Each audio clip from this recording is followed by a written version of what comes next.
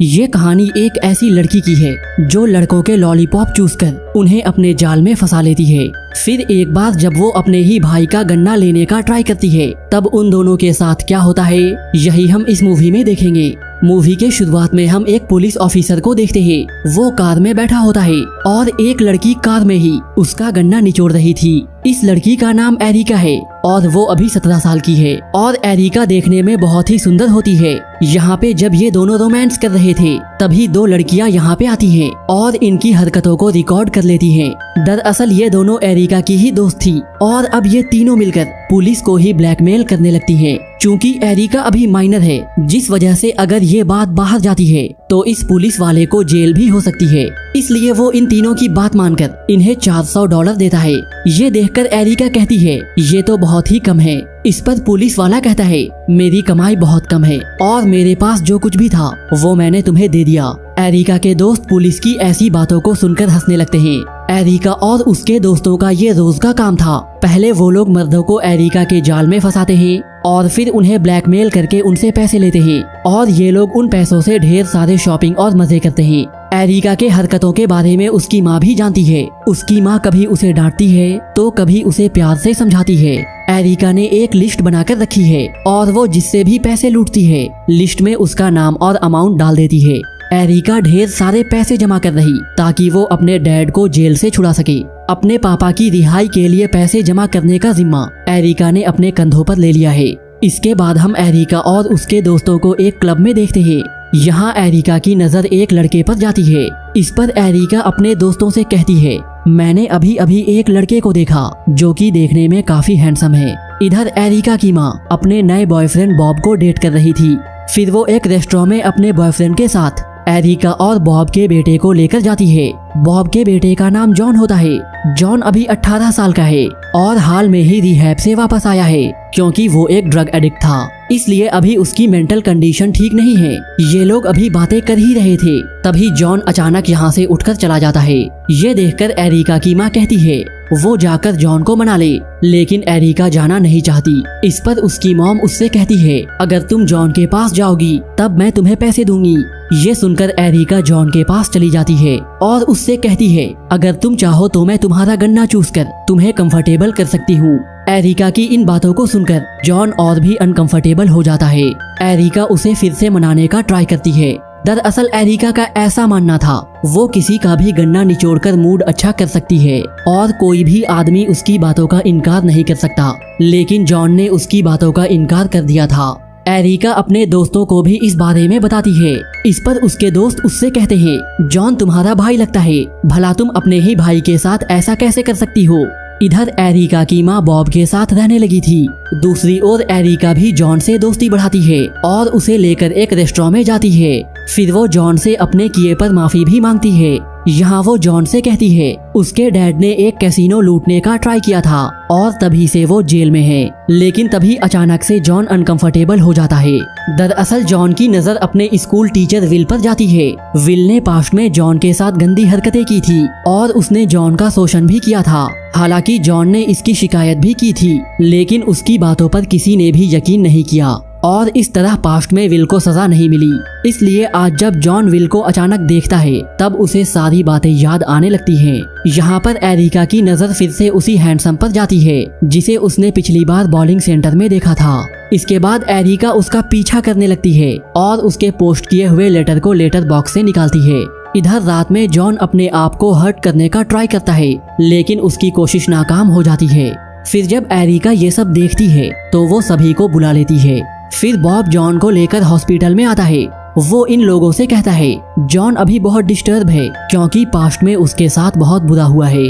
फिर रात में एरिका जॉन के बेडरूम में जाती है और जॉन को डिप्रेशन से बाहर निकालने के लिए वो उसके टीचर विल से बदला लेने के लिए तैयार हो जाती है, जिस वजह से इन दोनों की दोस्ती और भी गहरी हो जाती है। लेकिन इस कहानी में ट्विस्ट तब आता है जब एरिका ये देखती है विल वही लड़का है जिसे वो इतने दिनों से हैंडसम समझकर हर जगह देख रही थी, यानी वो हैंडसम सा दिखने वाला इंसान जो एरिका से बॉलिंग सेंटर में मिला था वो कोई और नहीं बल्कि विल था। फिर जब एरिका अपने दोस्तों को ये सारी बातें बताती है तब वो लोग सोचते हैं इस तरह हैंडसम सा दिखने वाला इंसान भला बच्चों को मॉलेस्ट कैसे कर सकता है।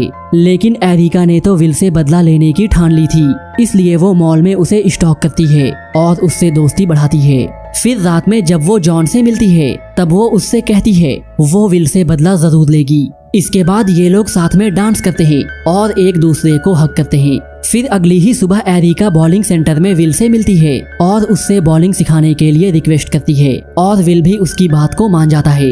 फिर जब ये दोनों बाहर आते हैं तब बहुत तेज बारिश हो रही थी। इधर जॉन और एरिका के दोस्त इन दोनों के ऊपर नजर रखे होते हैं। दरअसल इनका प्लानिंग ये था, जैसे ही एरिका विल का गन्ना निचोड़ेगी ये लोग उसकी वीडियो बना लेंगे और इसके बाद ये लोग विल को ब्लैकमेल करेंगे और इस वीडियो के जरिए ये लोग उसे जेल भी भेज सकते हैं। इसके बाद एरिका विल को एक कार में ले जाती है और यहाँ दोनों रोमांस करने लगते हैं। फिर जब एरिका विल का गन्ना लेने ही वाली थी तभी विल उसे रोक देता है। फिर अगली सुबह हम एरिका को देखते हैं। उसे अब भी समझ में नहीं आ रहा था आखिर कल रात उसे क्या हुआ था, क्योंकि सब कुछ तो प्लान के मुताबिक था। वो वहाँ पर विल को ट्रैप कर सकती थी लेकिन उसने अपना आपा खो दिया। एरिका के दोस्त भी अब उसे चिढ़ाते हुए कहते हैं वो विल को पसंद करने लगी है, लेकिन एरिका इस बात से इनकार करती है। अब एरिका और उसके दोस्त एक प्लान बनाते हैं। फिर एरिका अपने स्कूल में एक ड्रग डीलर को चुनती है और उससे ड्रग हासिल कर लेती है और फिर उस ड्रग को बियर में मिलाकर वो विल के घर पे पहुंच जाती है। यहाँ विल उसे अंदर बुलाता है। यहाँ पर विल एरिका से कहता है पास्ट में एक बच्चे ने उस पर मॉलेस्ट करने का आरोप लगाया था, जिसकी वजह से उसका डिवोर्स हो गया और इस वजह से उसकी नौकरी भी चली गई। लेकिन उस ड्रिंक को पीते समय विल को ये एहसास होता है जैसे इसमें कुछ मिलाया गया है। वो एरिका पर हावी होने ही वाला था, लेकिन तभी जॉन यहाँ आ जाता है और इसके बाद एरिका के दोस्त भी यहाँ पे पहुँच जाते हैं और इन लड़कियों के साथ एक वीडियो बनाते हैं। लेकिन यहाँ तो विल बेहोश होता है। यहाँ पे जॉन ये नोटिस करता है विल की सांसें बहुत धीमी हैं। ये देखकर ये लोग बहुत डर जाते हैं और कहीं कुछ गड़बड़ ना हो जाए, इसलिए ये लोग यहाँ से भाग जाते हैं। लेकिन यहाँ से जाते समय एरिका विल के दीवार को देखती है जिस पर एक वर्ड लिखा था जिसके माने होता है चाइल्ड मॉलेस्टर। फिर अगली सुबह पुलिस एरिका के घर पे आती है और यहाँ आकर एरिका और उसके दोस्तों पर वंडलिज्म का आरोप लगाती है। लेकिन एरिका इन सब बातों से इनकार करती है। यहाँ पर पुलिस कहती है अब तक उनकी बात विल से नहीं हो पाई है। इसके बाद एरिका और जॉन विल के घर पे जाते हैं। दरअसल वो लोग ये कंफर्म करना चाहते थे विल ठीक ठाक है या नहीं, लेकिन ये लोग यहाँ आकर देखते हैं विल सोफे पर अभी भी उस पोजीशन में बैठा हुआ है। फिर जब ये दोनों पास जाकर देखते हैं तब इन्हें मालूम चलता है विल के बैक में स्टैब किया गया है। ये देखकर एरिका और जॉन यहाँ से भाग जाते हैं। भागते हुए दोनों मेक्सिको की ओर जाने लगते हैं। यहीं पे रास्ते में जॉन एरिका से एक राज की बात कहता है। वो कहता है विल ने कभी भी मेरा शोषण नहीं किया था, लेकिन हाँ उसने मेरे एक क्लासमेट के साथ ये सब किया था। लेकिन मेरा दोस्त अपना नाम बताना नहीं चाहता था, इसलिए मैंने अपना नाम इन सब में डाल दिया और विल से बदला लेने का फैसला किया। ये सब सुनकर एरिका को ऐसा लगता है जैसे जॉन एक बहुत अच्छा लड़का है। फिर जॉन एरिका को सरप्राइज करते हुए वहाँ पर ले आता है जहाँ पर एरिका के डैड होते हैं। एरिका अपने डैड से मिलने के लिए जेल में जाती है, लेकिन यहाँ आकर उसे ये मालूम चलता है उसके फादर को कुछ दिन पहले ही छोड़ दिया गया।